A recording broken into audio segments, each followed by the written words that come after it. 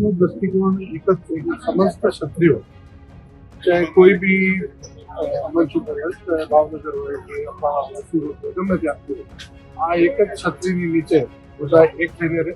મારા સરની તો એમને કદાચ એવું બની શકે કે એને કોઈ મિસગાઈડ કર્યા હોય કે એમ કીધું હોય કે અહીંયા ન જતા કે આ બધું પોલિટિકો કહેવાવાળા તો 5% બધા સમાજમાં એવું દૂષણ તો હોય જ છે.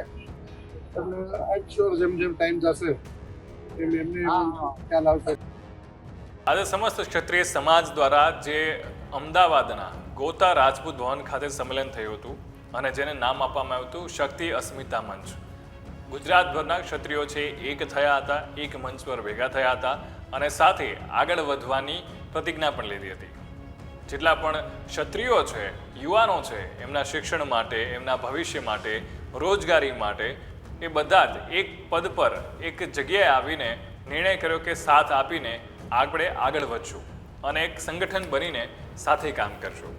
હવે ત્યારે વાત કરવામાં આવે તો ઘણા બધા રાજવીઓ સહિત ઘણા બધા ક્ષત્રિય આગેવાનો પણ આ કાર્યક્રમમાં હાજર રહ્યા હતા અને એના લીધે આ કાર્યક્રમ છે વધારે ખાસ બની ગયો હતો.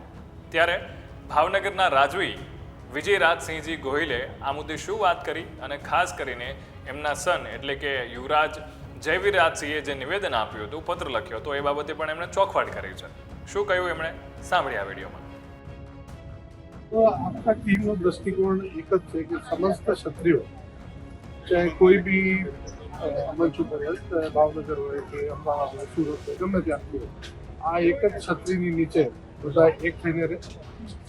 મેન મુદ્દો રહેશે કે ભાવિ પેઢીના દીકરા દીકરીઓને સારામાં સારું શિક્ષણ મળે, એમને સારી જોબ્સ મળે કે સારો બિઝનેસ કરી શકે અને ખૂબ આગળ વધે. જે અત્યારે જે એમને તકો નથી મળતી એ થ્રુ અમારા જે સમાજના જે વડીલો જે સારા બિઝનેસ કરે છે, જે મશીન રહે છે, બહુ સારા બિઝનેસ કરે તો ઘણા બધા અન્ય છે, એ બધા એમને હેલ્પફુલ થાય અને આગળ વધારે અને આર્થિક રીતે અને શૈક્ષણિક રીતે રાજપૂતની ભાવિ પેઢીને ક્ષત્રિયોને ખૂબ ખૂબ સહાય થાય.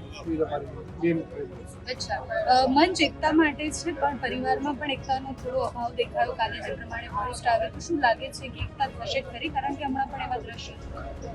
જો આવા નાના મોટા દ્રશ્યો તો ખાલી ક્ષત્રિય સમાજની બધા સમાજમાં થતા જ હોય છે. રહી વાત જે પોસ્ટની મારા સનની વાત કરું છું તો એમને કદાચ એવું બની શકે કે એને કોઈ મિસગાઈડ કર્યા હોય કે એમ કીધું હોય કે ભાઈ અહીંયા ન જતા કે આ બધું પોલિટિકો કહેવાવાળા તો 5% બધા સમાજમાં એવું દૂષણ તો હોય જ છે. એટલે આઈ શ્યોર જેમ જેમ ટાઈમ જશે એમ એમને ખ્યાલ આવશે કે આવું કાંઈ છે નહીં અહીંયા કોઈ પોલિટિક્સ નથી. તો આને રાજનીતિથી દૂર રાખવામાં આવશે મંચને? ચોક્કસ પોતાના ઇન્ડિવિજ્યુઅલી જેને કોઈને રાજકારણમાં જોઈન થવું હોય, આજે ધારો કે મારે ઇલેક્શન લડવું તો હું મારા ઇન્ડિવિજ્યુઅલ કેપેસિટી ઉપર ગમે પણ મંચ મને એમાં સપોર્ટ કરું અને મંચ ઉપર કોઈ પોલિટિક્સની વાત, પોલિટિક્સના ડિસ્કશન નહીં.